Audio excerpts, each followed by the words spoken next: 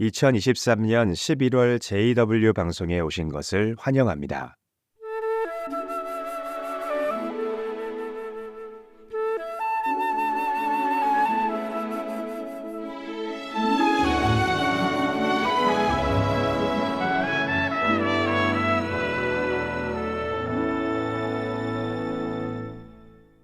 (10월 7일에) 펜실베이니아 워치타워 성서책자협회의 연례총회가 열렸습니다.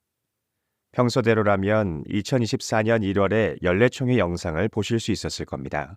하지만 이번에는 2023년 11월에 연례총회에 포함되는 4개의 연설을 듣게 되실 겁니다. 중앙장로회는 이번 달에 이 연설들을 시청할 수 있도록 특별히 마련했죠. 전 세계 형제들에게 이 내용을 가능한 한 빨리 알려주고 싶기 때문입니다. 이제 연례총회 내용에 주의를 기울여 보시기 바랍니다. 오늘 이 모임에 함께할 수 있어서 정말 기쁘지 않으십니까?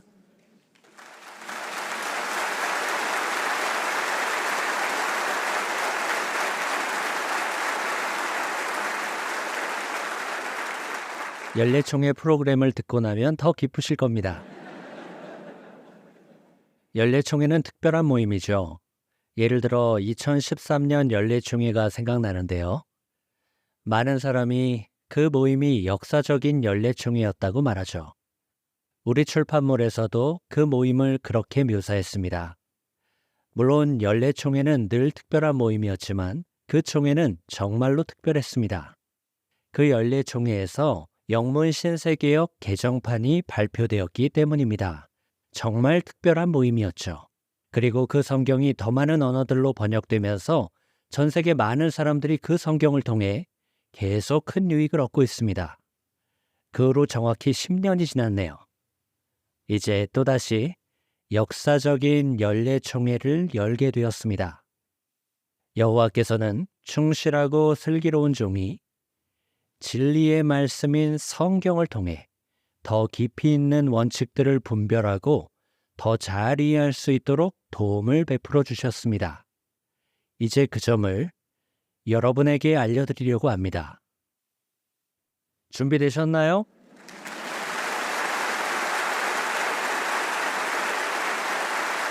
정말 기대되시죠?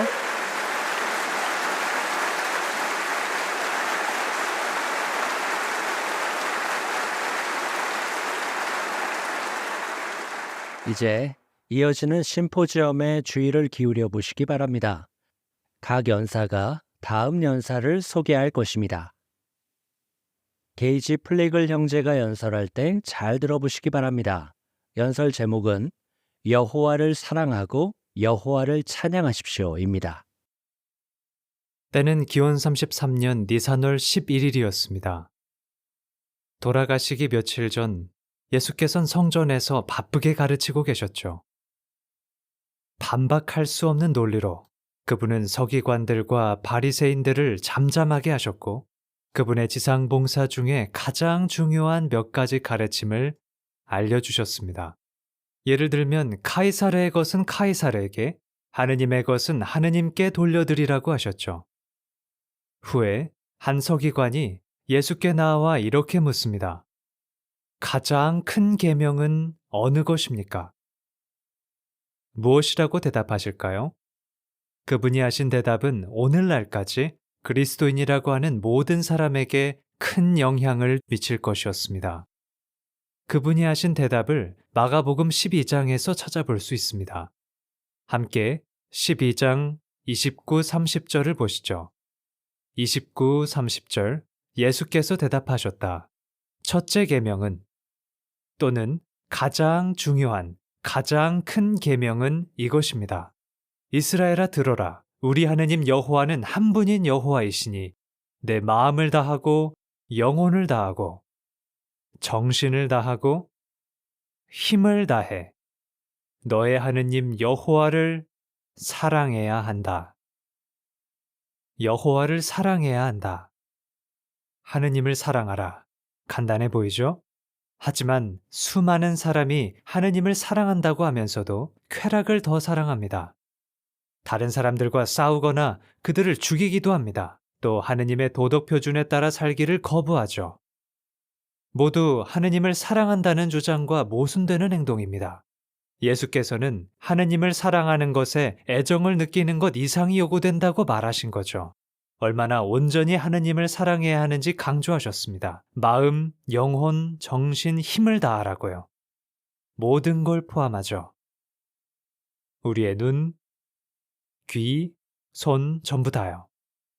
30절의 연구 노트는 여기에 감정, 욕망, 느낌이 포함된다는 걸 이해하도록 도와줍니다. 또 여기엔 우리의 지적 능력과 사고력이 포함되죠. 신체적, 정신적 힘도 포함됩니다. 네, 우리의 모든 것, 전부를 다해서 여호와를 사랑해야 합니다. 하느님에 대한 사랑은 우리의 삶 전체에 빠짐없이 영향을 주어야 합니다. 가장 큰 계명에 대해 강조하신 직후에 이때 예수께서는 성전에 계셨다고 했었죠. 그때 예수께서는 하느님에 대한 사랑을 나타내는 나쁜 예와 좋은 예가 되는 인물들을 언급하셨습니다. 우선 그분은 하느님을 사랑하는 척하던 서기관들과 바리새인들을 강하게 정죄하셨죠. 그에 관한 내용이 마태복음 23장에 자세히 나옵니다. 그 위선자들은 아주 작은 식물의 10분의 1은 바치면서도 더 중요한 것, 곧 공의와 자비와 충실은 등한시했습니다. 나쁜 예였죠. 이제 예수께서는 하느님에 대한 사랑을 나타내는 훌륭한 예의 주의를 돌리십니다. 아직 마가 12장을 보고 계시다면 41절부터 읽겠습니다. 예수께서는 헌금함이 보이는 곳에 앉아서 무리가 헌금함에 돈을 넣는 것을 보셨다. 여러 부자들이 많은 주화를 넣고 있었다. 그때 한 가난한 과부가 와서 가치가 아주 적은 작은 동전 2잎을 넣었다. 그분이 제자들을 불러 말씀하셨다. 진실로 여러분에게 말하는데 저 가난한 과부가 다른 모든 사람보다 헌금함에 돈을 더 많이 넣었습니다. 그들은 모두 넉넉한 가운데서 넣었지만 저 과부는 궁핍한 가운데서 자기가 가진 모든 것, 곧 생활비 전부를 넣었기 때문입니다. 가난한 과부가 넣은 동전 2잎은 15분치 품삯에 불과했습니다. 하지만 예수께서는 아버지의 견해를 알려주셨죠. 영혼을 다한 과부의 희생을 칭찬하셨습니다. 뭘 배울 수 있죠? 물질적인 것을 드리는 것 이상이 관련됩니다. 여호와를 섬기는 우리의 동기는 그분께 중요합니다. 그분은 우리를 다른 사람과 비교하지 않으시죠. 과거의 우리, 더 젊었을 때의 우리와 비교하지도 않으십니다. 단지 우리가 온 마음과 영혼과 정신과 힘을 다해 그분을 사랑하길 바라십니다. 10년이나 20년 전처럼이 아니라 지금 우리가 드릴 수 있는 만큼요. 이제 질문이 하나 생기는데요. 여호와 하느님께서 우리에게 자신을 마음과 영혼과 정신과 힘을 다해 사랑하길 바라시는 것이 과연 합리적입니까? 물론 그렇습니다. 왜 그럴까요? 여호와께서 우리를 마음과 영혼과 정신과 힘을 다해 사랑하시기 때문입니다. 어떻게 알 수 있죠?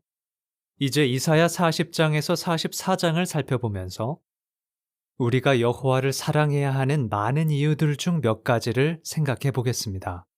동시에 우리에 대한 여호와의 사랑의 깊이를 보여주는 예들도 살펴보겠습니다. 첫 번째 예가 이사야 40장에 나오는데요. 11절입니다.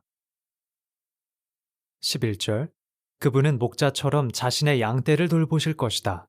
어린 양들을 팔로 모으시고 품에 안으실 것이다.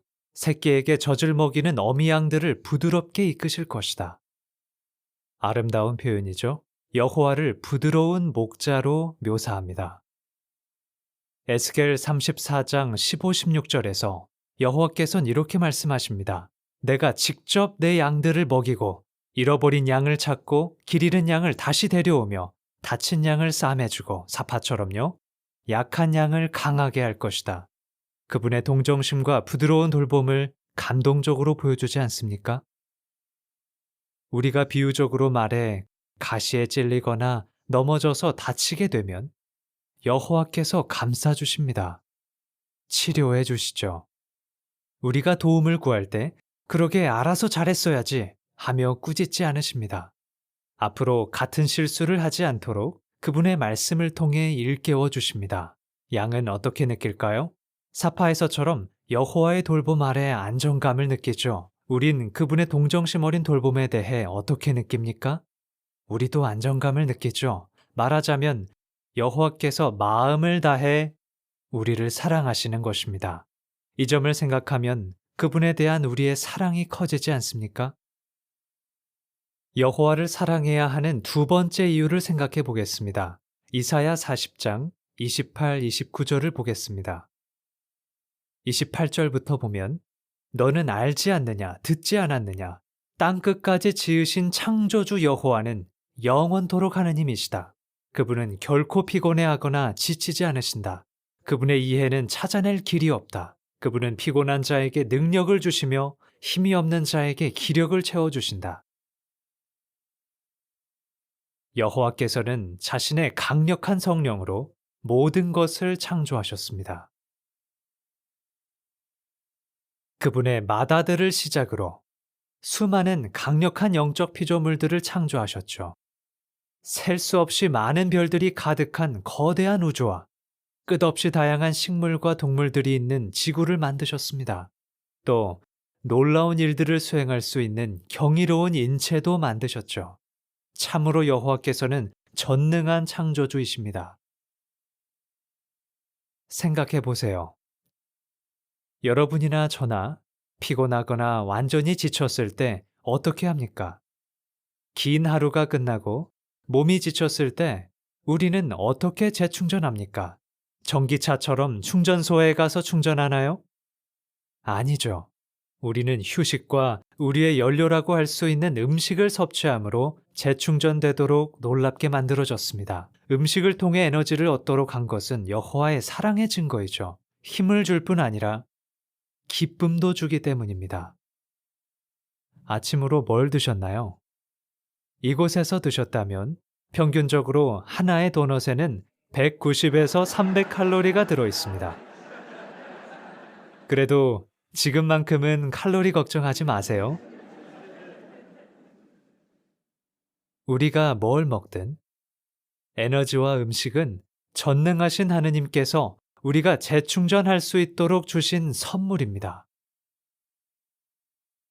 그런데 한 가지 질문은 우리가 살면서 시련을 겪다 지치면 어떻게 됩니까?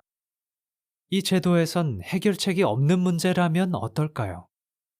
우리가 영적으로 좋은 습관을 유지할 때 여호와께서는 힘을 주십니다.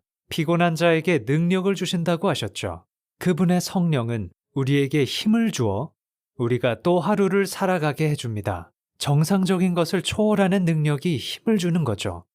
네, 지친 자에게 힘을 주는 여호와께서는 말하자면 힘을 다해 우리를 사랑하시는 것입니다.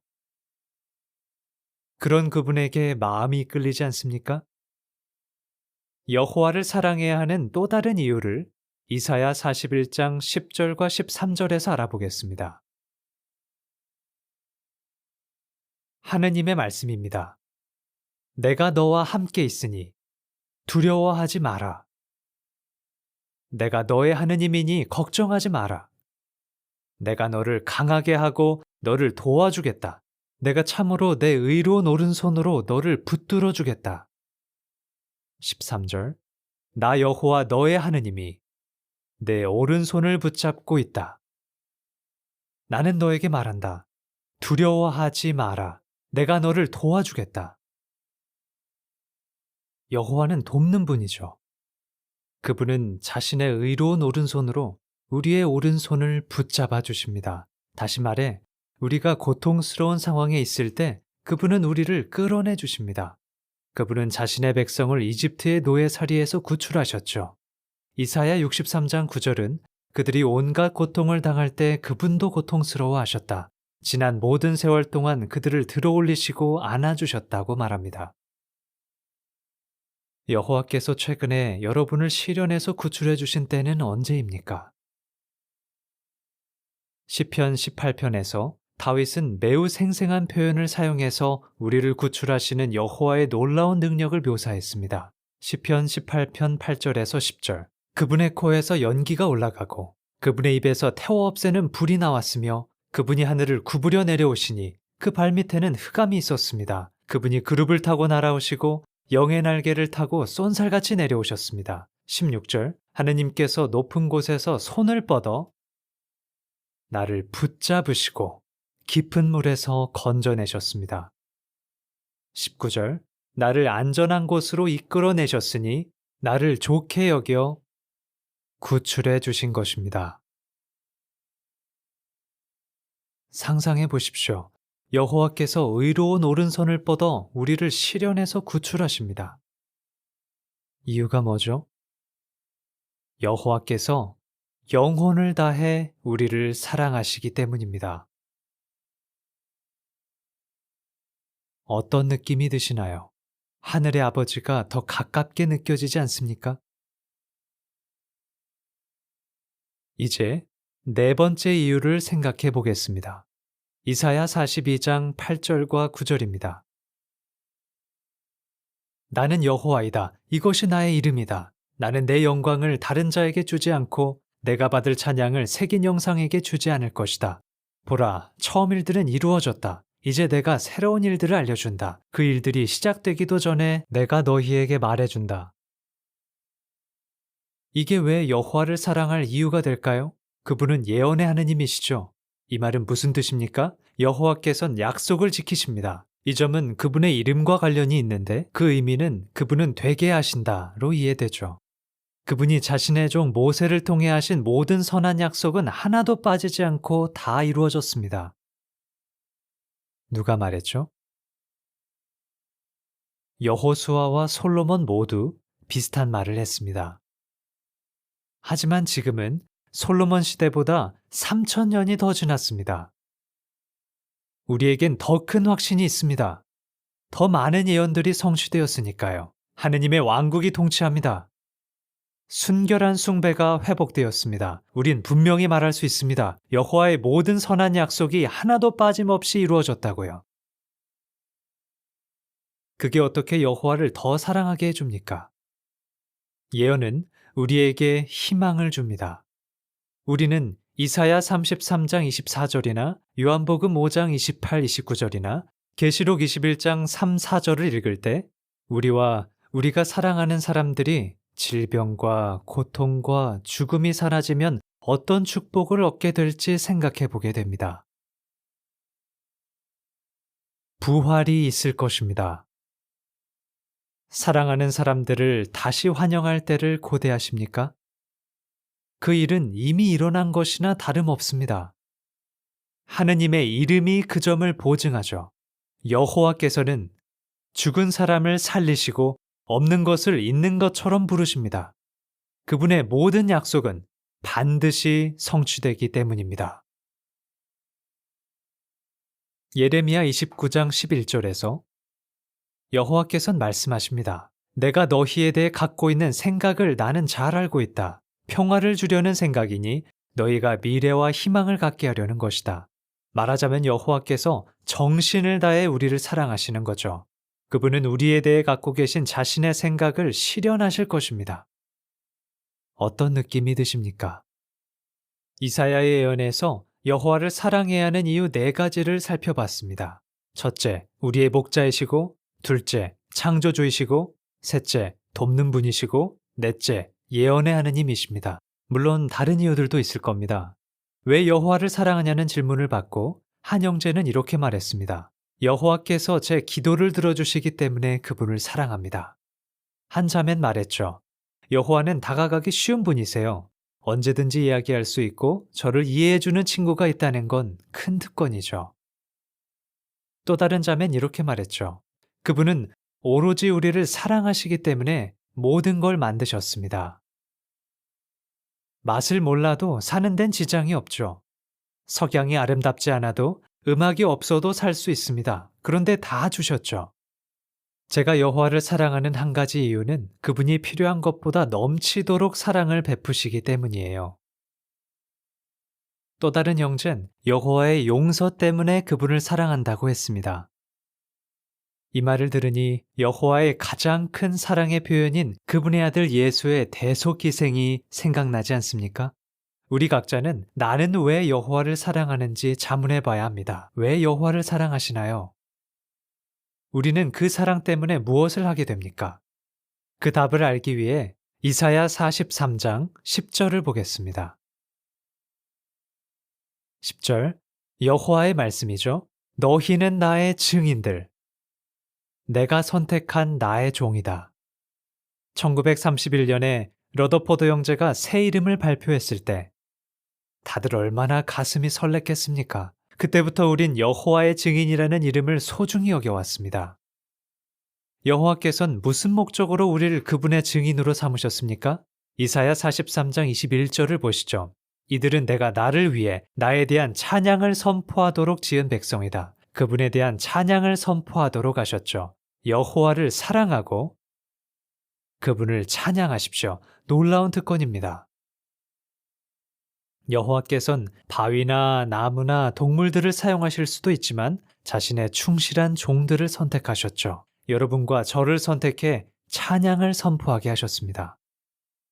최근에 저는 미국 서부에 갔다가 아내와 함께 들소와 엘크와 무스를 볼 수 있었습니다. 물론 안전한 거리에서요. 이들은 거대하고 아주 힘이 센 동물입니다. 이 동물들을 사용해 찬양을 선포하게 하셨다면 어땠을까요? 근처에 갈 때마다 말하죠. 야를 찬양하라. 그러지 않죠. 그냥 풀만 먹습니다. 다른 방식으로 여호와를 찬양하죠.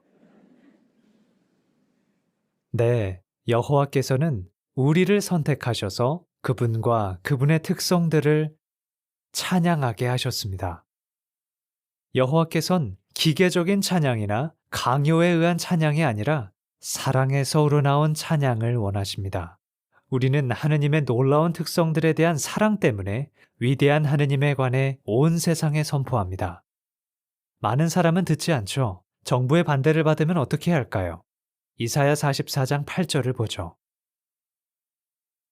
이 구절을 기억해야 하는데 앞서 들은 것처럼 우리가 반대에 직면할 때가 올 것이기 때문입니다.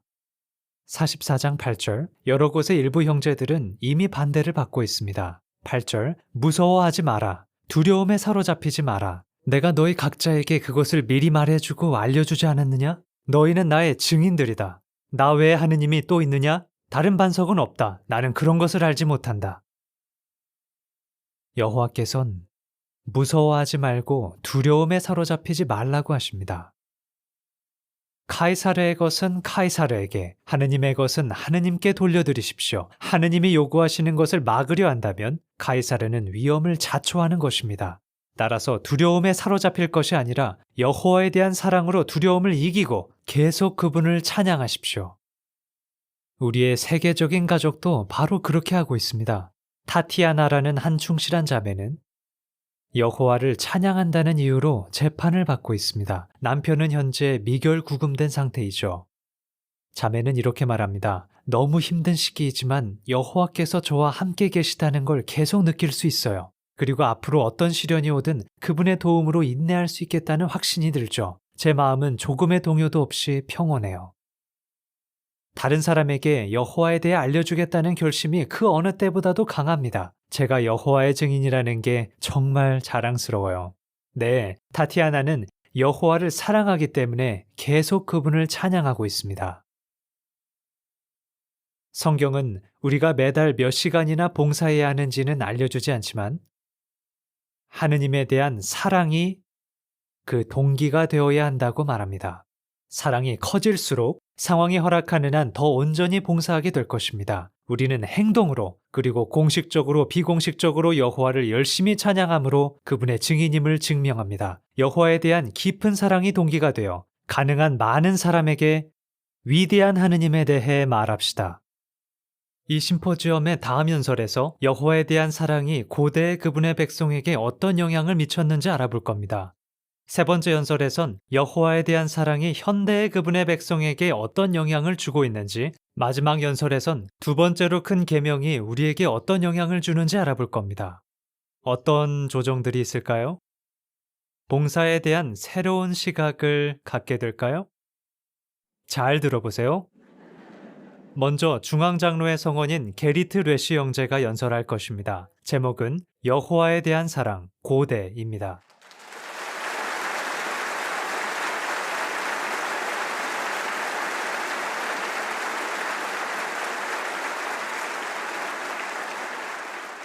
우리 모두는 선물을 받으면 행복하고 감사한 마음이 들죠. 하지만 다른 사람에게 선물을 줄 때 더 큰 기쁨을 맛봅니다. 모든 좋은 것을 주시는 여호와께서는 주는 일을 하며 기뻐하시고 우리도 그 기쁨을 누리기를 바라십니다.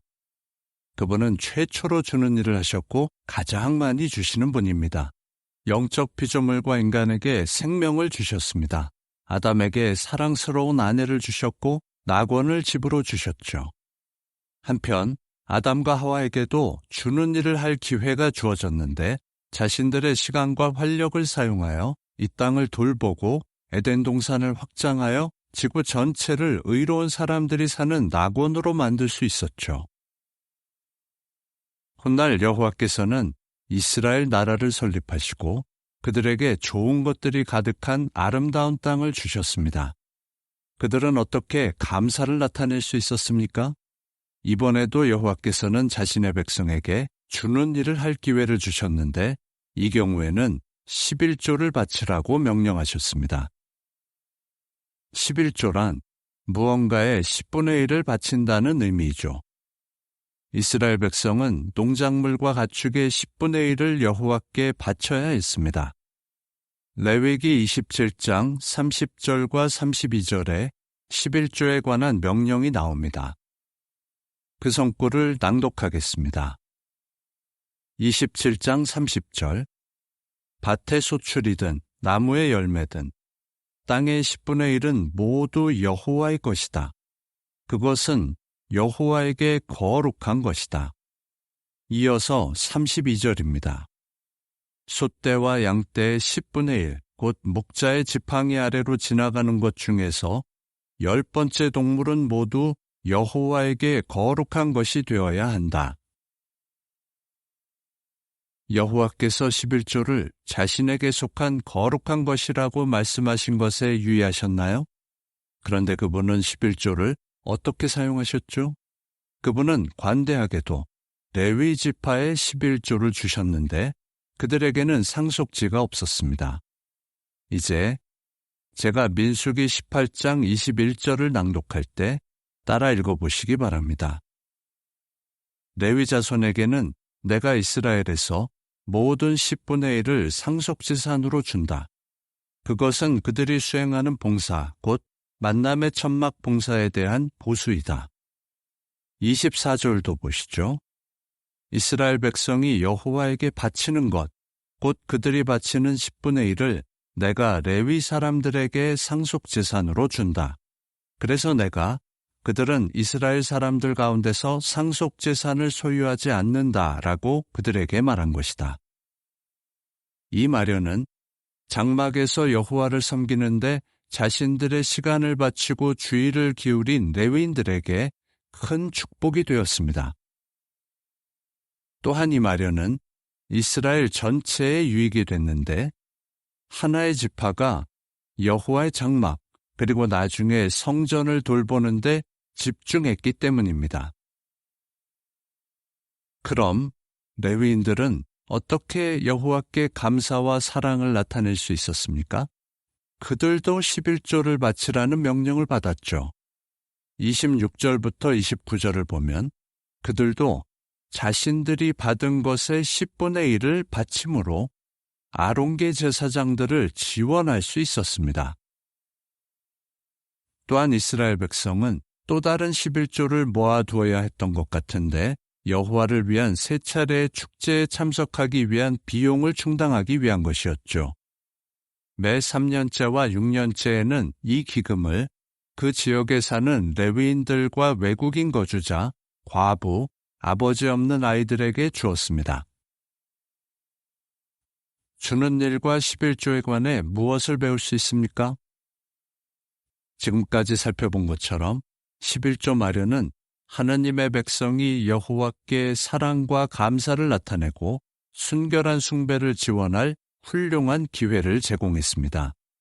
또한 외국인 거주자와 과부와 아버지 없는 아이들과 같이 소외될 수 있는 사람들이 이 사랑의 마련에 대해 얼마나 감사했을지 상상해 보십시오.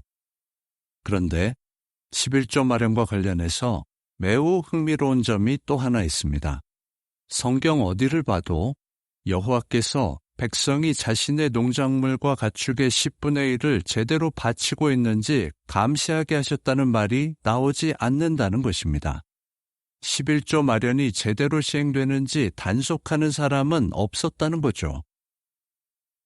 따라서 11조가 율법에 의해 요구된 것이기는 했지만 이것은 전적으로 백성 각자와 여호와 사이의 문제였죠. 이 마련 덕분에 이스라엘 백성은 여호와에 대한 자신의 사랑을 나타낼 수 있었습니다. 그런데 어떤 사람이 남몰래 11조를 제대로 바치지 않았다면 10분의 1보다 적게 바쳤다면 어땠을까요? 여호와께서 어떻게 느끼셨을까요? 인색한 태도를 나타낸 그 사람을 축복하고 싶으셨을까요? 아마 아닐 겁니다. 반대로 관대하게 바치는 10분의 1보다 더 많이 바치는 사람에 대해서는 어떻게 느끼셨을까요? 우린 그 점을 추측할 필요가 없죠. 충실한 왕 히스기야가 순결한 숭배를 증진하고 11조를 바치도록 격려했을 때 무슨 일이 있었죠? 역대기야 31장 4절에서 6절을 살펴보겠습니다. 그 외에도 그는 예루살렘에 사는 백성에게 명령하여 제사장들과 레위 사람들이 여호와의 율법을 철저히 지킬 수 있도록 그들이 받아야 할 몫을 가져오게 했다. 명령이 떨어지자 이스라엘 사람들은 곡식, 새 포도주, 기름, 꿀, 밭의 모든 소출의 첫 열매를 많이 가져왔다. 그들은 모든 것의 10분의 1을 풍부히 가져왔다. 유다의 도시들에 살고 있던 이스라엘과 유다 백성도 소와 양의 10분의 1과 그들의 하나님 여호와께 성별한 거룩한 것들의 10분의 1을 가져왔다. 그들은 이렇게 가져온 것들을 여러 더미로 쌓았다. 여호와께서는 백성의 관대함에 대해 어떻게 느끼셨습니까? 이제 9절과 10절을 보시죠. 히스기야가 제사장들과 레위 사람들에게 그 더미에 관해 묻자 사독의 집의 수제사장 아사랴가 대답했다. 사람들이 여호와의 집에 헌물을 가져오기 시작하면서부터 백성이 배불리 먹고도 많이 남았습니다. 이렇게 많이 남은 것은 여호와께서 자신의 백성을 축복하셨기 때문입니다. 이처럼 여호와께서는 관대하게 11조를 바친 충실한 사람들을 풍성히 축복하셨습니다. 후에 이스라엘 백성은 관대한 태도를 잃고 11조를 등한시했습니다. 그래서 여호와께서는 예언자 말라기에게 영감을 주어 백성에게 주는 일을 해야 할 필요성을 상기시켜 주셨습니다. 그분은 뭐라고 하셨죠? 말라기 3장 10절을 보겠습니다. 온전한 11조를 창고에 들여놓아 내 집에 양식이 있게 하여라. 이 일로 나를 시험하여 내가 하늘의 순문들을 열어서 부족함이 없을 때까지 너희에게 축복을 쏟아붓지 않나 보아라. 만군의 여호와의 말씀이다. 이 성구에서 여호와께서는 이스라엘 백성 각자에게 자신을 시험해 보라고 하셨습니다. 그분은 정말 온전한 11조를 바친 사람들을 축복하셔서 부족함이 없게 하실 것이었습니까? 네, 물론입니다. 오늘날 우리는 모세율법 아래에 있지 않으며 11조를 바칠 필요도 없죠. 우리는 수입의 10분의 1을 바치는 것이 아니라 고린도후서 9장 7절에 이러한 말씀을 따릅니다. 각자 마음에 정한 대로 하고 마지못해 하거나 억지로 하지 마십시오. 하느님께서는 기쁘게 주는 사람을 사랑하십니다.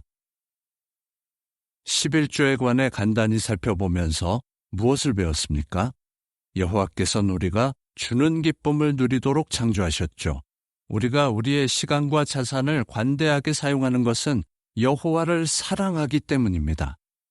누군가가 우리를 지켜보고 검사하고 있어서가 아니라요. 또 사랑에서 우러나와 순종하는 사람들을 여호와께서 풍성히 축복하신다는 점도 배웠죠. 여호와께서 고대 이스라엘에게 주신 마련들 중에 우리가 교훈을 얻을 수 있는 마련이 또 있습니까? 그렇습니다. 나실인 마련에서 교훈을 얻을 수 있죠. 이 마련은 무엇입니까? 나실인 마련에 관한 내용이 민수기 6장에 나옵니다. 민수기 6장 1절과 2절을 읽겠습니다. 1절 여호와께서 모세에게 또 말씀하셨다. 이스라엘 사람들에게 이렇게 알려주어라. 남자나 여자가 여호와 앞에 나실인으로 생활하기로 특별한 서원을 하면 성구에서 알려주는 것처럼 이스라엘 백성은 남녀 누구나 자원하여 나실인이 될 수 있었죠. 나실인이 되면 일반 이스라엘 백성에게 적용되지 않는 특정한 요구 조건들을 따라야 했습니다. 그 요구 조건은 무엇이었습니까? 민수기 6장 3절에서 7절에 그 요구 조건들이 나오는데 나실인들은 첫째, 술과 포도나무에서 난 것은 어떤 것도 먹어서는 안 되었고, 둘째, 머리카락을 자르면 안 되었으며, 셋째, 시체를 만지면 안 되었습니다. 나실인들은 자원하여 이러한 요구 조건들을 따름으로 여호와에 대한 사랑을 특별한 방법으로 나타냈습니다. 예를 들어 보겠습니다. 집을 수리하도록 어떤 사람을 고용했다고 생각해 보겠습니다. 그런데 작업자가 집을 수리한 후에 또 수리할 때가 있는 걸 보고서 그것도 고쳐주겠다고 하며 돈을 더 낼 필요는 없다고 말합니다. 어떤 느낌이 들 것 같습니까? 작업자에게 감사한 마음이 들지 않겠습니까? 그가 요구된 것보다 더 많은 일을 해주었으니까요. 돈을 좀 더 줄 수도 있을 겁니다. 그러면 작업자는 어떤 느낌이 들까요? 그가 관대하게도 요구된 것보다 더 많은 것을 주었기 때문에 큰 기쁨을 누릴 것입니다. 나실인의 경우도 마찬가지인데 여호와께서는 그 누구에게도 나실인이 되라고 요구하지 않으셨죠. 그런데 이 마련을 만드신 이유는 무엇입니까? 그분은 일부 충실한 이스라엘 사람들이 그분에 대한 큰 사랑에서 우러나와 자원하여 부가적인 요구 조건들을 따를 것임을 아셨던 것입니다. 그들은 여호와께 감사함을 나타내기 위해 더 많은 일을 하려고 했습니다. 여호와께서는 자신의 백성이 이러한 방식으로 관대하고 감사하는 태도를 나타내는 것을 보고 기뻐하셨을 것입니다. 네, 나실인 마련에서 무엇을 배울 수 있죠? 여호와께서 그분에 대한 사랑을 나타내기 위해 요구된 것보다 더 많은 일을 하는 사람들을 소중히 여기고 축복하신다는 것입니다. 오늘날 이 점은 상황이 허락하기 때문에 파요니아 봉사를 하는 사람들, 그리고 자원에서 지부 사무실에서 섬기거나 그 밖의 신권 임명을 수행하는 사람들에게 적용됩니다. 그런데 우리가 잘 아는 것처럼 여호와께서는 모세 율법을 폐지하셨고 11조와 나실인에 관한 마련, 동물 희생도 중단되었습니다. 골로새서 2장 14절에서는 여호와께서 손으로 쓴 문서를 지워버리셨다고 했는데 이것은 율법 계약을 가리킵니다. 하지만 순결한 숭배를 지원하는 이러한 이전 마련들을 통해 우리가 배울 수 있는 교훈이 있습니까? 그렇습니다. 로마서 15장 4절에서는 전에 기록된 모든 것은 우리에게 교훈을 주기 위해 기록되었습니다. 라고 알려줍니다. 그러면 오늘날 여호와의 조직은 11조와 나실인 마련 이면에 있는 원칙들을 적용할 수 있습니까? 우리 각자는 어떻게 순결한 숭배를 위한 마련을 지원할 수 있습니까? 고대 이스라엘에서 순결한 숭배를 위해 시행되었던 마련들을 면밀히 살펴보면 오늘날 우리 조직에 조정할 부분이 있다는 걸 알게 됩니까? 이 질문들에 대한 답을 중앙장로의 성원인 세뮤얼 허드 형제가 다룰 것입니다. 이 심포지엄의 다음 연설의 제목은 여호와에 대한 사랑, 현대입니다.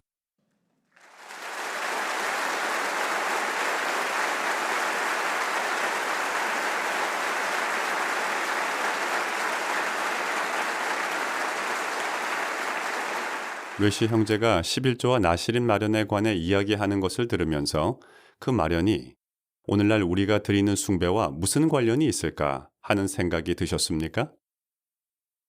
이런 궁금증이 드셨나요? 오늘날 11조에 해당하는 건 무엇일까? 웨시 형제가 설명한 것처럼 11조는 이스라엘 백성에게 의무사항이긴 했지만 그들은 그 마련을 통해 자신이 가진 가장 좋은 것을 여호와께 드림으로 그분에 대한 사랑을 정기적으로 표현할 수 있었습니다. 물론 오늘날 우리는 수입 중 얼마를 여호와께 바쳐야 할 의무가 없습니다. 11조 마련은 모세 율법과 함께 끝났습니다. 갈라디아서 6장 2절의 말처럼 우리는 그리스도의 법 아래 있죠. 오늘날 참 그리스도인들은 각자 마음에 정한 대로 여호와께 드립니다. 하지만 11조 마련은 여호와께서 오늘날 자신의 백성에게 여전히 무엇을 바라시는지 보여줍니다.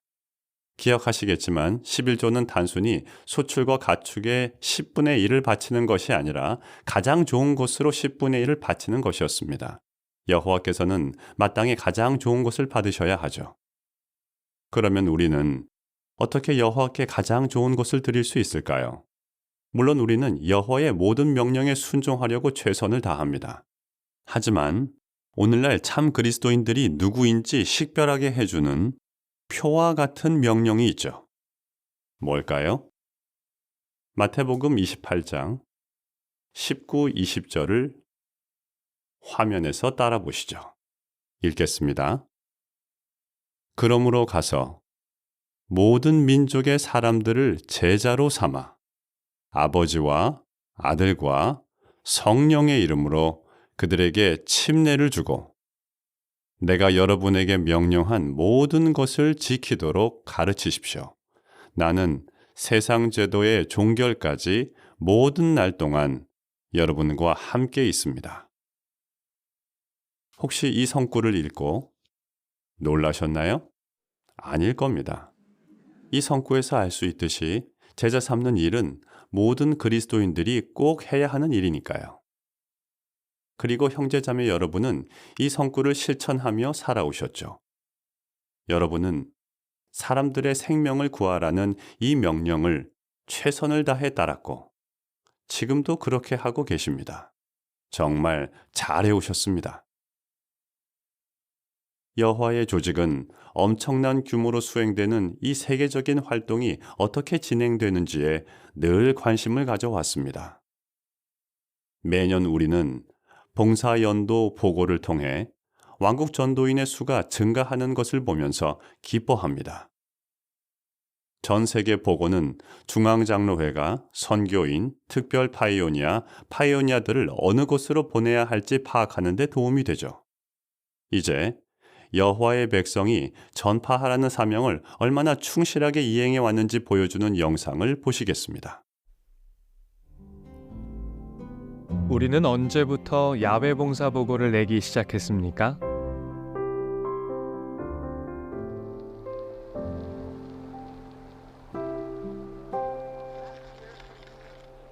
(1920년) 이전에는 현재 파이오니아로 알려진 콜포처들만 야외 봉사 보고를 제출했습니다. 하지만 1920년부터는 전파 활동에 참여한 모든 회중 성원이 주간 봉사 보고를 제출했습니다.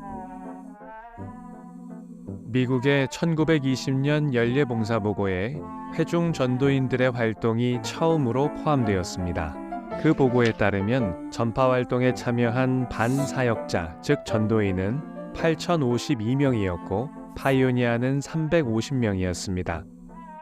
1928년부터 32년 사이에는 1년에 2차례 한 주를 정해 세계적인 특별 전파 활동을 했습니다. 파이오니아들은 그 특별 주간에 40시간을 목표로 봉사했습니다.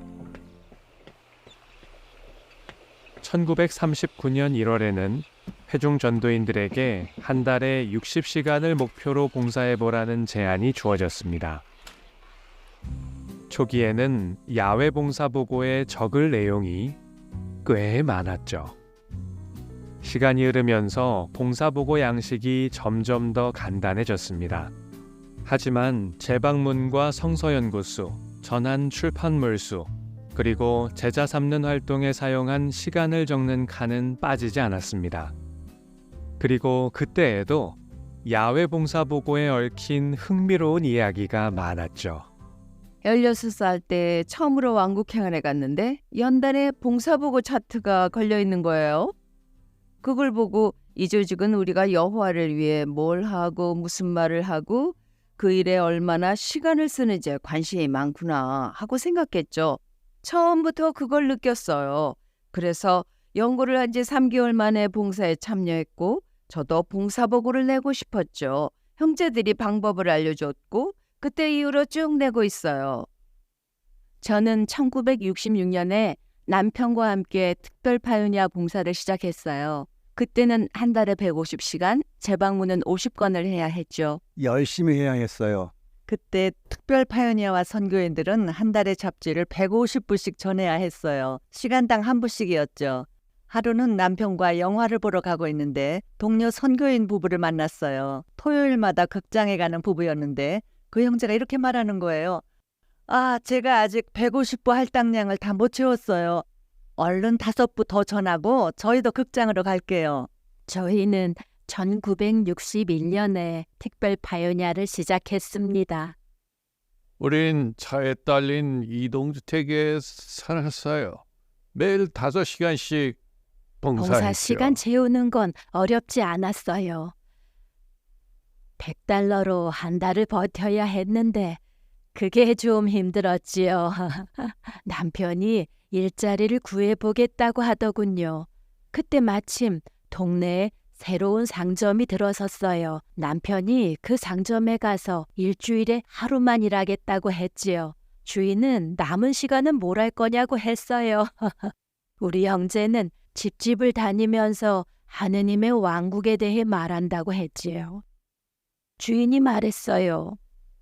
지금 우리 집에 왔으니 얘기해 보세요. 결국 그 주인과 아내와 애들 전부 진리에 들어왔죠. 그 가게에 점원도 있었지요. 어. 애가 7이나 있는 여자였는데 자기도 성경을 배울 수 있냐고 묻더군요. 그래서 그 애들 7하고는 저녁 식사 후에 연구를 했지요. 다행히 그 애들이 연구를 참 잘했어요. 그런 다음엔 애들 부모와 연구를 했어요. 그렇게 연구를 마치고 나면 거의 자정이 다 됐지요. 한 번은 순회 감독자가 연구에 참석해보더니 이렇게 힘든 야근은 못하겠다고 했지요. 저는 시간만 채우는 봉사를 하지 않았어요. 항상 질 높은 봉사를 하려고 노력했죠. 대화를 하려고 노력했어요. 그냥 이 잡지 좀 읽어보세요 라고 하는 게 아니라요. 그리고 성서 연구를 할 때 연구생들을 깊이 알기 위해 노력했죠. 시간만 채우는 봉사가 아니라 사람들을 살리는 봉사를 하려고 한 겁니다. 충실한 형제 자매들의 경험을 들을 수 있어서 정말 좋지 않았습니까? 뷰텔 형제는 지금 100세이시고 자매는 98세이십니다. 영원한 삶에 비하면 아직 어리신 거죠? 앞서 보신 것처럼 야외 봉사 보고를 내는 마련은 여러 해 동안 우리에게 많은 도움이 되었습니다. 하지만 이 심포지엄의 첫 번째 연설에서 플리글 형제가 말한 것처럼 여호와의 백성이 여호와를 찬양하는 건 그분을 정말 사랑하기 때문입니다. 또 우리가 봉사에 참여하는 건 이웃을 진심으로 사랑하고 좋은 소식을 정말 사랑하기 때문입니다. 따라서 우리는 매달 보고를 내려고 봉사를 하는 게 아닙니다. 여호와께 가장 좋은 것을 드리고 사람들에게도 소중한 것을 주고 싶어서 봉사를 하는 거죠. 하지만 여호와께서는 합리적인 분이십니다. 그분은 많은 형제 자매들이 노령이나 심각한 건강 문제와 같은 어려움 때문에 원하는 만큼 봉사를 할 수 없다는 것을 알고 계십니다. 그런가 하면 물가 상승, 내전, 전쟁, 박해를 겪는 분들도 계시죠. 최근에는 코로나19 팬데믹 때문에 형제 자매들이 봉사를 하는데 많은 어려움을 겪었습니다. 수십 년간 충실하게 봉사해온 어떤 분들은 이제는 아주 적은 시간밖에 보고할 수 없어서 부끄럽다고 느낄지 모릅니다. 만일 그런 상황이라면 자신이 봉사자로서 많이 부족하다고 느껴야 합니까? 전혀 그렇지 않습니다. 고린도 후서 8장 12절에 나오는 이러한 원칙에 유의하십시오. 자진성이 있으면 하느님께 기꺼이 받아들여질 것입니다. 그분은 우리가 가지지 않은 것이 아니라 가진 것에 따라 주기를 바라십니다.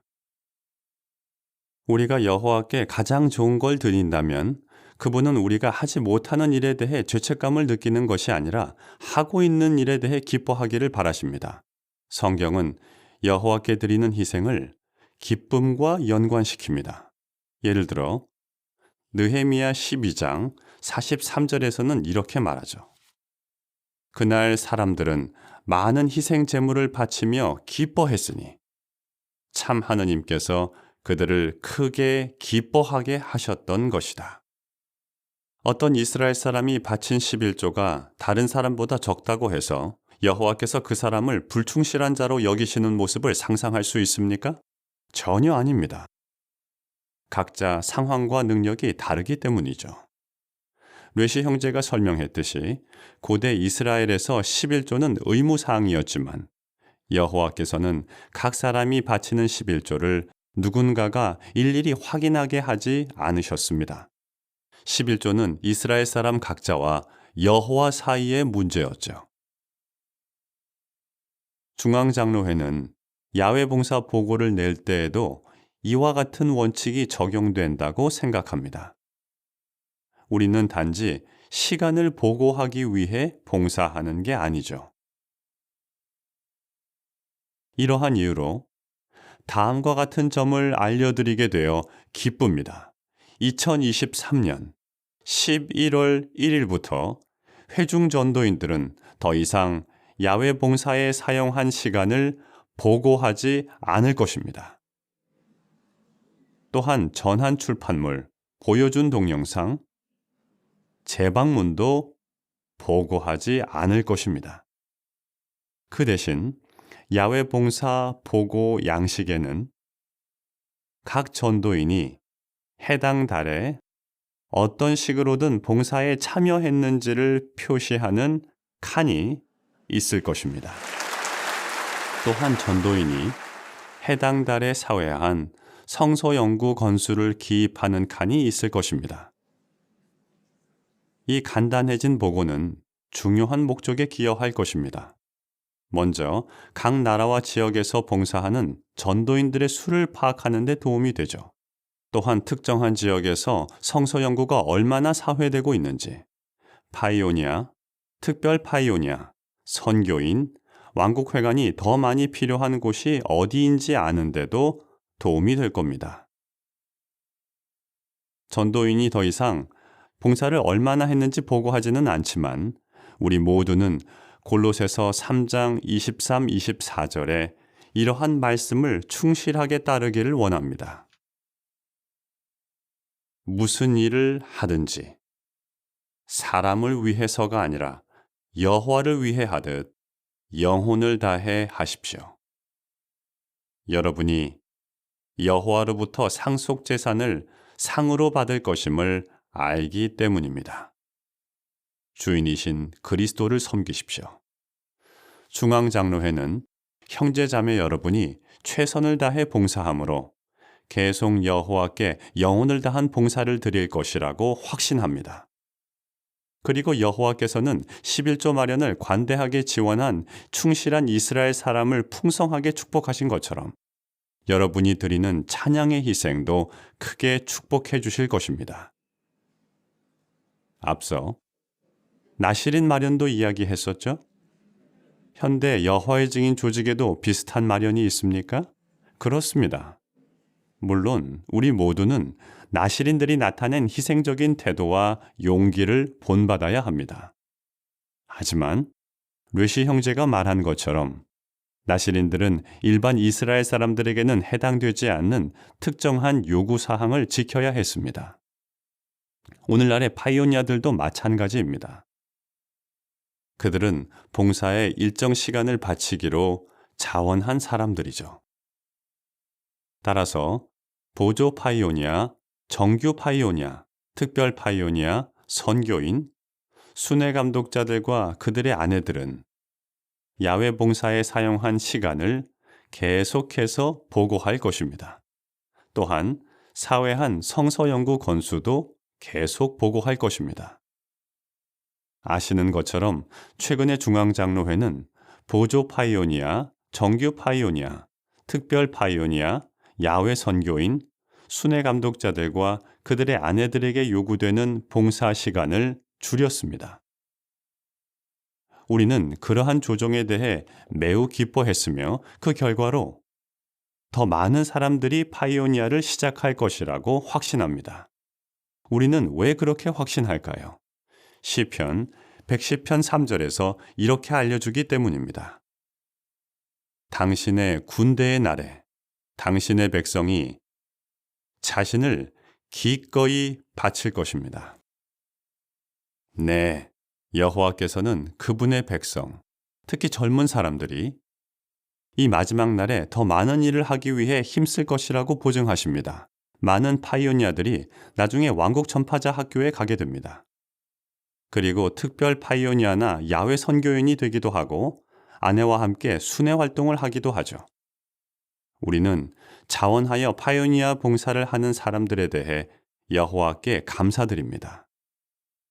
그러면 이러한 새로운 조정은 우리 모두에게 어떠한 의미가 있습니까? 사실 우리가 매달 내던 야외 봉사 보고는 우리에게 중요한 점을 일깨워주는 역할을 했습니다. 봉사 보고 덕분에 우리는 정기적으로 봉사하고 다양한 출판물과 동영상을 사용하고 재방문을 하고 있는지 돌아볼 수 있었죠. 그러면 앞으로는 어떨까요? 우리는 계속 매달 열심히 봉사에 참여할 것입니까? 11조 마련에서 여호와께 온전한 11조를 드릴 책임은 각자에게 있었다는 점을 기억하십시오. 그처럼 우리 각자도 봉사에 열심히 참여하기 위해 개인적인 목표를 세워야 합니다. 우리는 여호와를 사랑하기 때문에 계획을 잘 세워서 우리의 삶에서 봉사를 계속 우선순위에 두기 위해 노력할 것입니다. 봉사보고와 관련된 이러한 조정은 장로들과 순회 감독자들에게는 어떤 의미가 있을까요? 여러분은 분별력 있는 목자가 되기 위해 더욱더 노력할 필요가 있습니다. 여러분은 양떼를 잘 알아야 합니다. 예를 들어 회중의 영적 건강이 어떤지, 어떤 형제가 장로나 봉사의 종으로 섬길 자격이 있는지 검토할 때 단지 봉사를 몇 시간 했는지, 출판물을 몇 부나 전했는지와 같은 것들로 판단하지 않을 것입니다. 네, 여러분은 형제들을 잘 알아야 합니다. 봉사에 대한 그들의 태도는 어떠합니까? 순결한 숭배를 위해 열심을 나타내고 있습니까? 봉사와 관련해 그들의 평판은 어떠합니까? 그들은 기회를 잘 활용해서 증거합니까? 가족을 포함해 다른 사람들도 그렇게 하도록 돕고 있습니까? 앞서 말했듯이 여호와께서는 마땅히 우리가 가진 가장 좋은 것을 받으셔야 합니다. 우리는 봉사를 비롯해 여호와께 드리는 숭배의 모든 부면에서 최선을 다함으로 그분에 대한 우리의 사랑을 나타냅니다. 여호와께서는 그러한 태도를 보이는 여러분을 사랑하시며 우리도 그러한 여러분을 사랑합니다. 우리는 여러분이 앞으로도 시편 54편 6절에 묘사된 태도를 나타낼 것임을 알고 있습니다. 시편 54편 6절. 내가 당신에게 기꺼이 희생을 바치고 당신의 이름을 찬양하리니 오 여호와여 그것이 선하기 때문입니다. 우리는 여러분이 제자 삼는 일을 하면서 계속 여호와께 가장 좋은 것을 드릴 것이라고 확신합니다. 그러면 우리가 봉사를 수행하는 방식과 관련해서 성경에서 배울 점이 또 있습니까? 혹시 조정이 필요한 또 다른 부면이 있을까요? 그 점을 중앙장로회 성원인 마크 샌더슨 형제가 알려줄 것입니다. 샌더슨 형제가 할 이 심포지엄의 마지막 연설의 제목은 사람들을 사랑하고 제자로 삼으십시오입니다.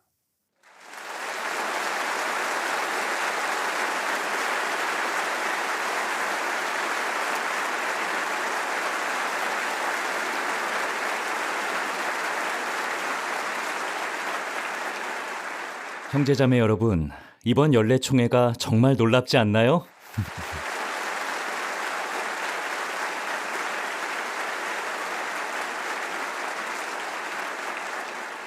오늘은 여호와의 증인의 역사에서 정말 기억에 남을 만한 날입니다. 이제 우리의 마음은 그 어느 때보다도 우리의 놀라운 하느님 여호와에 대한 사랑과 감사함으로 가득 차게 되었습니다. 여호와의 자비와 동정심과 참을성을 더욱더 깊이 이해하게 되었죠. 야외 봉사 보고에 대한 광고는 어떻습니까? 여호와께서는 우리를 존중해 주십니다. 그리고 우리를 믿어 주시죠. 우리는 왜 호별 방문을 하죠? 전시대 봉사는요? 왜 전화를 걸고 편지를 쓰고 재방문을 하고 성서 연구를 하는 걸까요? 이유가 뭐죠? 왜냐하면 우리의 놀랍고 위대한 하느님 여호와를 진심으로 사랑하기 때문입니다. 플리글 형제가 연설에서 말한 것처럼 마태복음 22장 37절에서 예수께서는 가장 큰 첫째 계명이 무엇인지 알려주셨습니다. 기억하시나요? 내 마음을 다하고 영혼을 다하고 정신을 다해 너의 하느님 여호와를 사랑해야 한다. 그럼 우리가 제자 삼는 활동을 하는 또 다른 이유가 있을까요? 물론이죠. 예수께서 말씀하신 두 번째로 큰 계명 때문입니다. 예수께서는 내 이웃을 너 자신처럼 사랑해야 한다고 말씀하셨죠. 따라서 우리는 하느님만 아니라 사람들도 사랑해야 합니다. 그럼 사람들을 사랑하는 것이 왜 그렇게 중요할까요? 누군가가 우리에게 관심을 나타내면 우리의 마음이 움직이지 않습니까? 우리가 그 사람을 전혀 모른다 하더라도 그러합니다. 예를 들어 낯선 사람이 우리에게 친절한 행동을 할 때가 있죠. 문을 열어주거나 떨어진 물건을 주워주거나 무거운 짐을 들어줄 수 있죠. 어떤 감정이 들죠?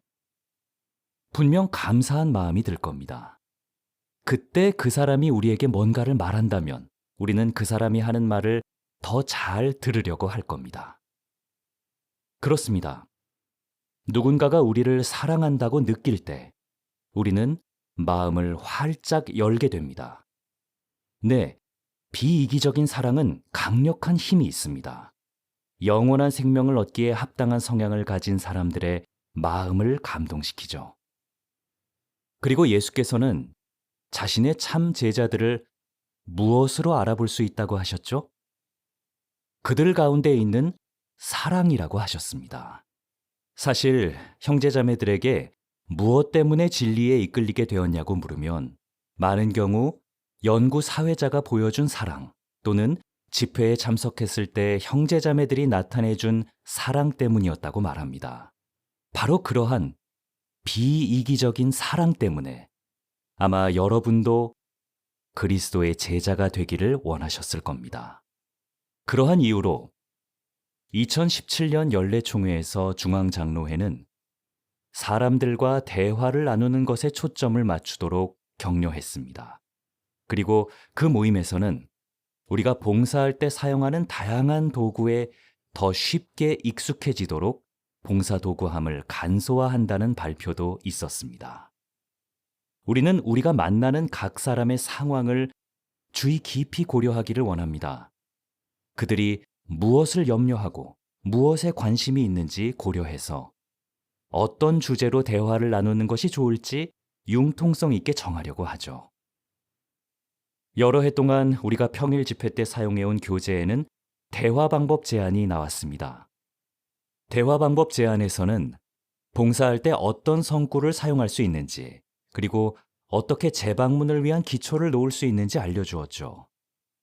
하지만 외워서 하다 보면 문제가 생길 때가 있지 않나요? 제가 파요니아를 막 시작했을 때가 생각이 나는데요. 한 자매와 함께 봉사를 하게 됐죠. 그 자매는 다음 집으로 가는 동안 할 말을 중얼중얼거리며 연습했습니다. 완벽하게 외웠죠.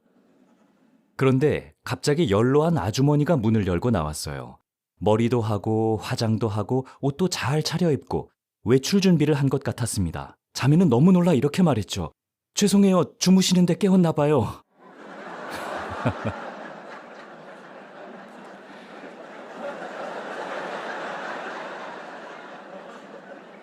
대화 방법 제안을 외워서 하는 게 항상 좋은 건 아니죠. 우리도 대화 방법 제안을 외워서 하다 보면 어떨 땐 연설을 하는 것 같은 느낌이 들기도 하죠. 그런데 집주인이 다른 주제에 관심이 있다면 어떠합니까? 우리가 찾아간 바로 그때에 걱정거리가 있거나 특정한 어려움을 겪고 있다면 어떠합니까? 우리 모두는 주 예수 그리스도의 본을 따르기를 원합니다. 그분은 완벽한 본을 보이셨죠. 각각의 사람들에게 알맞은 주제를 선택함으로 사람들에 대한 사랑을 나타내셨습니다. 사람들은 그분의 개인적 관심을 느끼면서 그분이 전하시는 소식에 이끌렸죠. 예를 들어 예수께서 바리새인인 니고데모와 어떤 대화를 나누셨는지 기억하십니까? 니고데모는 예수의 기적에 깊은 인상을 받고 예수를 찾아갔습니다. 그는 밤에 찾아갔는데 유대인들을 두려워했던 것 같습니다. 바리새인으로서 교사였던 니고데모는 분명 히브리어 성경에 대해 매우 잘 알고 있었을 것입니다. 그럼 예수께서는 어떻게 하셨습니까? 예수께서는 니고데모에게 그가 전혀 들어보지 못한 것에 대해 알려주셨습니다. 그분은 다시 태어나는 것과 하느님의 왕국을 보는 것에 대한 새로운 진리를 가르쳐 주셨습니다. 그분은 니고데모에게 자신이 하늘에서 내려왔다는 점과 하느님의 독생자라는 점을 밝히셨으며 자신이 영원한 생명에 이르는 길임을 설명하셨습니다. 니고데모는 교사였지만 분명 그날 밤 예수에게서 정말 중요하고 새로운 것들을 많이 배웠죠. 그러면 예수께서는 만나는 모든 사람에게 똑같은 방법을 사용하셨습니까? 그렇지 않습니다. 또 다른 경우에 사마리아 여자와 대화를 하셨는데 완전히 다른 방법을 사용하셨죠. 분명 사마리아 여자는 히브리어 성경에 대해 매우 기본적인 지식만 갖고 있었을 것입니다. 예수께서는 어떻게 하셨죠? 그분은 그 여자가 물을 깃는 것에 관심이 있고 유대인인 그분이 왜 자신과 대화를 하려고 하는지 의아해한다는 것을 알아차리셨습니다. 예수께서는 그 여자의 가정 생활에도 관심을 보이셨죠. 또한 그 여자가 유대인과 사마리아인들이 서로 다른 장소에서 숭배를 드리는 이유를 궁금해한다는 것도 아셨습니다. 그래서 어떻게 하셨죠? 그 여자가 관심이 있는 것, 궁금해하는 것에 관해 이야기하셨습니다. 그가 어디에서 숭배하는지보다 영과 진리로 숭배하는 것이 더 중요하다는 점을 깨닫도록 도와주셨죠. 그 여자는 어떤 반응을 보였습니까? 성경을 보면 그 여자는 우물 곁에 물 항아리를 버려두고 도시로 들어가 예수에 관해 많은 사람에게 이야기했습니다. 그 여자가 얼마나 설득력 있게 말했는지 많은 사마리아인들이 예수를 집으로 초대하고 그분께 믿음을 두었습니다. 그럼 이 두 가지 사례를 통해 무엇을 배울 수 있습니까? 예수께서는 외워서 말씀하지 않으셨습니다. 그분은 사람들과 대화를 나누려고 하셨고 그들의 마음을 감동시킬 만한 진리를 알려주셨습니다. 그분은 자신과 대화를 하고 있는 사람이 관심이 있고 궁금해하는 것에 맞추어 신속하게 주제와 표현을 선택하셨습니다. 지금까지 예수의 본을 살펴봤는데요. 이쯤 되면 제가 무슨 말을 할지 다 아시죠? 우리는 만나는 사람들에게 어떻게 그분과 같은 사랑을 나타낼 수 있을까요? 사람들에게 사랑을 나타내고 그들을 제자로 삼기 위해 도움을 좀 더 받을 수 있다면 좋지 않을까요? 우리가 만나는 사람들의 다양한 필요와 관심사에 맞추어 좀 더 융통성 있고 신속하게 대화할 주제를 조정하는 데 도움이 되는 출판물이 있다면 좋지 않을까요? 그리고 그 출판물이 예수와 1세기 복음 전파자들이 사람들을 제자로 삼으면서 어떻게 사랑을 나타내는지 그 구체적인 방법들을 알려주면 더 좋지 않을까요? 물론이죠. 이제 기쁘게 알려드립니다. 여호와의 조직에서 그처럼 유용한 출판물을 발행했습니다. 32면으로 된 팜플렛인데요. 사람들을 사랑하고 제자로 삼으십시오입니다.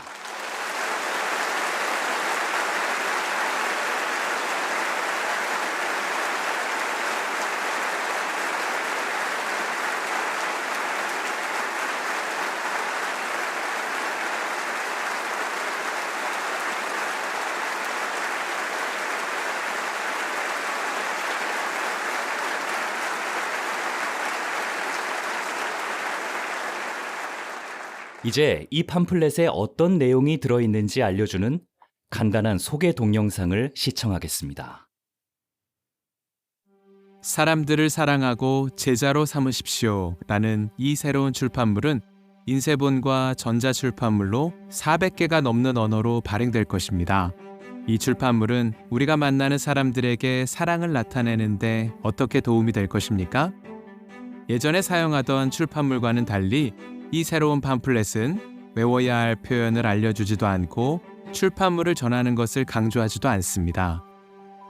이 출판물은 12개 과로 이루어져 있는데 각 과는 제자 삼는 데 필요한 특성들에 초점을 맞추고 있습니다. 모든 과는 예수나 그 밖의 1세기 복음 전파자가 봉사의 직무에 도움이 되는 특성을 나타낸 성경 기록의 바탕을 두고 있습니다. 각 과는 우리가 그들이 나타낸 특성들을 어떻게 본받을 수 있는지 깨닫는 데 도움이 될 것입니다. 또한 성경 기록을 생생하게 그려볼 수 있게 해주는 동영상이 들어 있습니다. 한 사마리아 여자가 물을 기르러 왔다.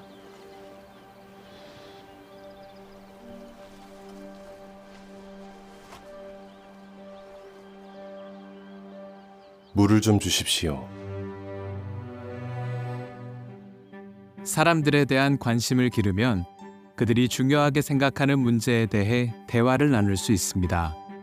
대화가 시작되고 나면 사람들에게 어떤 진리를 알려줄 수 있습니까? 부록 가에는 우리가 사람들에게 알려주고 싶은 기본적인 성경 진리들이 나옵니다. 그러한 기본적인 진리와 그 진리를 뒷받침하는 성구를 익히는 것을 목표로 삼아 보십시오. 그렇게 한다면 대화를 시작하고 사람들을 제자로 삼는 일에 더 능숙하게 될 것입니다. 예를 들어 대화를 시작하기 위해 이러한 간단한 질문을 해볼 수 있을 것입니다. 하느님께서 곧 모든 고통을 없애실 것이라는 점을 들어보셨나요? 지구의 환경이 회복될 것이라는 점을 알고 계셨나요? 사람들은 적절한 때에 간단한 진리를 듣기만 해도 큰 영향을 받을 수 있습니다. 예수께서는 양들이 자신의 목소리를 들을 것이라고 말씀하셨습니다. 다시 말해 합당한 성향을 가진 사람들은 우리가 진리를 간단 명료하게 전해줄 때 진리를 분별할 것입니다. 부록 나는 대화를 계속 이어나갈지 결정하는 데 도움이 됩니다. 부록 다에는 행복한 삶을 영원히 누리십시오를 사용해 연구를 사회하는 방법이 나옵니다. 대화를 시작하는 것이 어렵게 느껴지십니까? 걱정하지 마십시오. 2024년 1월부터 매주 평일 집회 때 야외 봉사에 힘쓰십시오 부분에서 이 새로운 팜플렛에서 배우는 점을 연습해 볼 것입니다. 집회에서는 더 이상 미리 정해진 주제와 성구를 소개하는 데 초점을 맞추지 않을 것입니다. 학생이 구역 사람들이 관심 있을 만한 주제를 선택해서 과제를 수행할 것입니다. 현실에 맞는 시련과 청중 토의 그리고 연설을 통해 우리는 각 사람의 관심사와 필요에 맞게 자연스럽게 대화를 시작하는 기술을 발전시킬 수 있을 것입니다. 사람들에게 초점을 맞춤으로 우리는 제자 삼는 활동을 더 쉽고 효율적으로 하게 될 것입니다. 각 과를 살펴보면서 구역 사람들과 대화를 나눌 때 과에서 강조하는 특성을 어떻게 나타낼 수 있는지 주의 깊이 생각해 보십시오. 사람들은 무엇에 관심이 있을까 하고 자문해 보십시오. 일상생활을 할 때 잘 관찰하십시오. 사람들을 도울 적절한 기회를 찾으십시오. 친절하게 행동하면 왕국 소식을 전할 기회가 생길 수 있습니다. 사람들이 자신의 생각을 말할 때 관심을 갖고 잘 들어주십시오. 적절한 때에 간단한 진리를 알려주십시오. 기억하십시오. 우리의 목표는 외워서 말하는 것이 아니라 만나는 모든 사람에게 그리스도와 같은 사랑을 나타내는 것입니다. 그렇게 하려면 참을성과 끈기와 열의가 필요합니다. 어디에 살든 어떤 상황에서 전파하든 사랑을 나타내는 것만으로도 봉사에서 기쁨을 발견할 수 있을 것입니다. 그 어떤 기술보다도 다른 사람에게 사랑을 적극적으로 표현하는 것이 제자 삼는 일을 하는데 도움이 될 것입니다.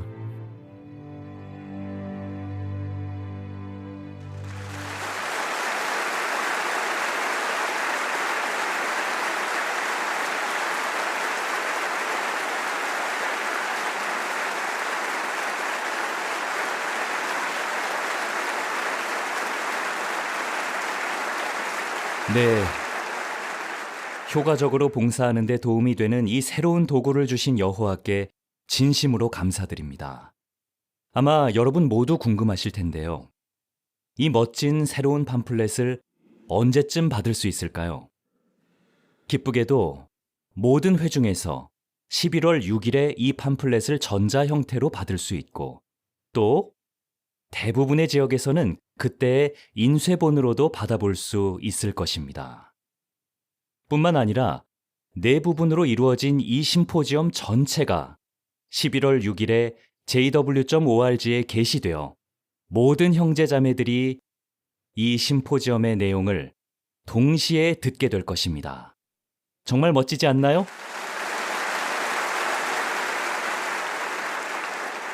여러분 모두 팜플렛과 동영상들을 빨리 보고 싶으실 겁니다. 방금 본 소개 동영상에서 들으신 것처럼 중앙장로회는 1월부터 평일 집회에서 이 새로운 팜플렛을 사용할 마련을 했습니다. 정말 기대가 됩니다. 우리는 이 팜플렛의 내용을 바로 적용해 볼 기회를 갖게 될 겁니다. 이 심포지엄에서 우리는 무엇을 배웠습니까? 먼저 플리글 형제는 우리가 왜 여호와를 사랑하는지 또 어떻게 그 사랑이 그분을 찬양할 마음을 갖게 하는지 설명했죠. 2부에서 뢰시 형제는 대부분의 이스라엘 사람들과 자원에서 나시린이 된 사람들 사이의 차이에 대해 알려주었습니다. 3부에서 허드 형제는 회중 전도인이 더는 야외 봉사 시간을 보고하지 않는다고 해서 제자 삼는 일을 해야 할 우리 각자의 책임이 줄어드는 것은 아니라는 점을 일깨워 주었습니다. 그리고 마지막으로 이 부분에서 우리는 사람들에게 사랑을 나타내고 그들을 제자로 삼는 데 도움이 되는 새로운 도구를 받았습니다. 여호와의 백성인 우리는 이사야 60장 17절의 말씀이 성취되는 것을 보는 놀라운 경험을 하고 있습니다. 그 예언을 기억하시죠? 17절, 내가 구리 대신 금을, 철 대신 은을 들여오며 나무 대신 구리를, 돌 대신 철을 들여올 것이다. 내가 평화를 내 감독자로, 의를 너의 작업 임명자로 삼을 것이다. 이 예언은 무슨 의미일까요? 이미 좋은 것이 더 좋은 것으로 점진적으로 대체된다는 의미입니다. 그게 지금 바로 우리가 목격하고 있는 일이죠. 과거 1930년대에 우리 형제자매들은 축음기와 증거 카드를 가지고 다니면서 정말 열정적으로 봉사했습니다. 그런데 그때는 말을 하지 않고 축음기를 틀어주거나 증거 카드를 보여주었습니다. 어머니가 자주 하시던 얘기인데요. 같이 봉사하던 파이오니아 자매가 문을 열고 나온 남자에게 아무 말도 하지 않고 증거 카드를 내밀었습니다. 남자가 카드를 읽고 있는데 부인이 뒤에서 말했죠. 누구예요? 남자가 말했습니다. 나도 몰라. 청각장애인들인데 뭐 하고 싶은 말이 있나 봐.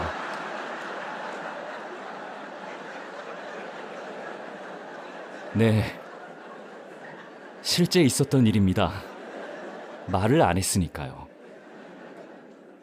하지만 여호와께서 발전하도록 도와주셨죠.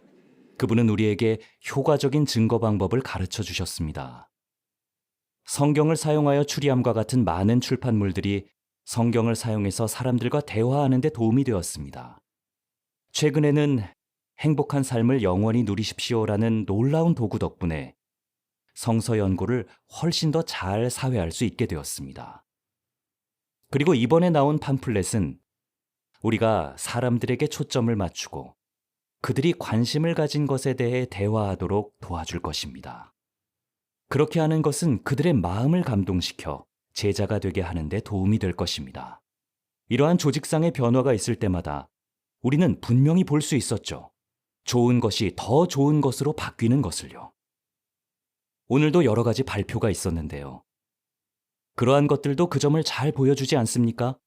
좋은 것이 훨씬 더 좋은 것으로 바뀌었죠.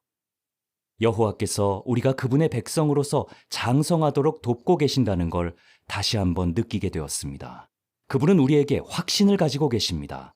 우리가 단지 봉사 시간이나 전한 출판물 개수를 보고하는 데만 관심을 갖지 않을 것이라는 걸요. 우리는 여호와를 사랑하고 사람들을 사랑하고 그들을 제자로 삼기를 원합니다. 이 모든 것은 무엇을 의미합니까? 그리고 무엇을 의미하지 않습니까? 먼저, 이러한 조정은 절대, 결코 우리가 봉사에서 느슨해지고 있다는 의미가 아닙니다. 큰 환난이 다가오고 있는 이때에 우리가 손을 늘어뜨리고 있다는 뜻이 아니죠. 오히려 그와는 정반대입니다. 현재 왕국전파자학교에 참석하기 위해 지원서를 제출한 사람들의 수가 5만 명이 넘습니다. 우리는 새로운 선교인, 새로운 특별 파요니아, 임시 특별 파요니아, 수많은 새로운 정규 파요니아들을 임명하고 있습니다. 필리핀과 같은 일부 나라에서는 또 필리핀 얘기를 해서 죄송한데요. 신기록이 나오고 있습니다. 놀랍게도 올해 필리핀의 전도인 수가 9% 증가하여 25만 3,876명이라는 전도인 신기록이 나왔고 이번 연도에만 12,954명이 침례를 받았습니다. 참으로 대단하지 않습니까?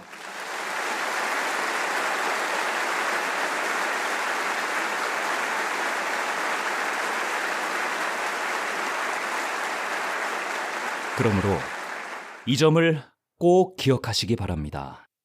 우리의 전파 활동은 결코 느슨해지지 않았습니다.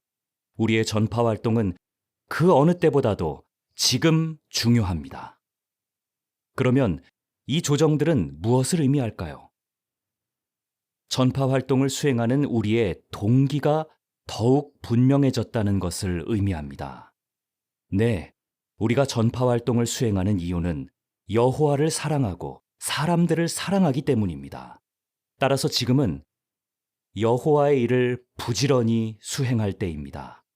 예수께서 말씀하신 주인과 새 종에 관한 비유가 기억나시나요? 그 비유는 우리가 끝이 오기를 기다리면서 무엇을 해야 하는지를 가르쳐주기 위한 것입니다. 셋 중 2종은 열심히 일했고 주인의 돈을 2배로 불렸습니다. 그 결과 축복을 받았죠.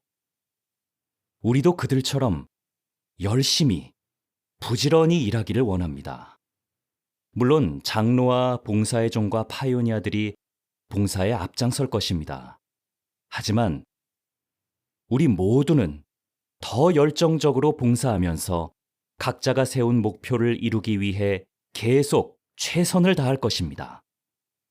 지금은 정말 의미심장한 때입니다. 중앙장로회는 끝이 오기 전에 더 많은 사람들이 우리와 함께 여호와를 섬기기를 진심으로 바랍니다. 기억하십시오.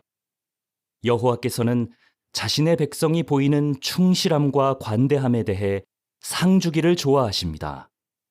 큰 환난이 빠르게 다가오고 있으므로 여호와께서 여러분 모두에게 상을 주실 때가 가깝습니다. 그분은 우리가 멋진 하느님 여호와를 사랑하고 제자 삼는 일을 하기 위해 바친 모든 시간과 노력에 대해 풍성한 상을 주실 것입니다. 1부에서 우리는 여호와의 증인의 역사에 남을 정말 중요한 내용을 들었는데요. 매우 흥미로웠죠. 2부는 내년 1월에 jw.org에 게시될 것입니다. 이번 달 방송을 마치기 전에 아드리아해에 접해 있는 작은 나라인 알바니아로 가보겠습니다. 알바니아는 여러 나라의 침략을 받으면서 혼란스러운 시기를 겪었습니다.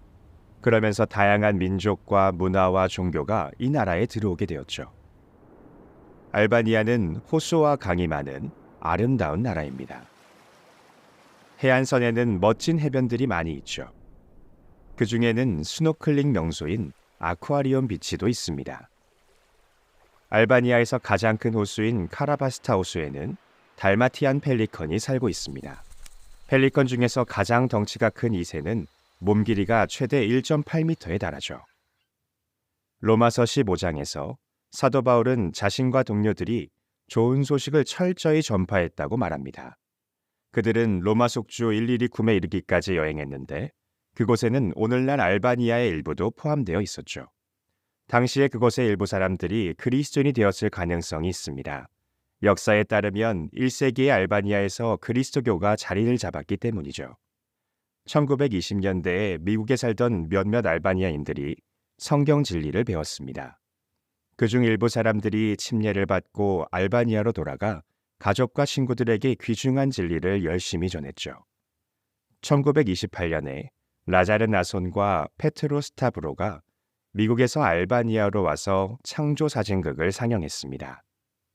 많은 사람이 진리를 받아들였고 정치적 혼란, 경제 문제, 극심한 반대에도 불구하고 왕국 선포자들의 수가 계속 증가했습니다. 현재 5,400명 이상의 전도인들이 89개 회중에서 봉사하고 있죠. 수도인 티라나에 있는 지부 사무실에서 알바니아의 활동을 돌보고 있습니다. 또한 북동쪽의 이웃나라 코소보에 228명의 전도인도 지원하고 있죠.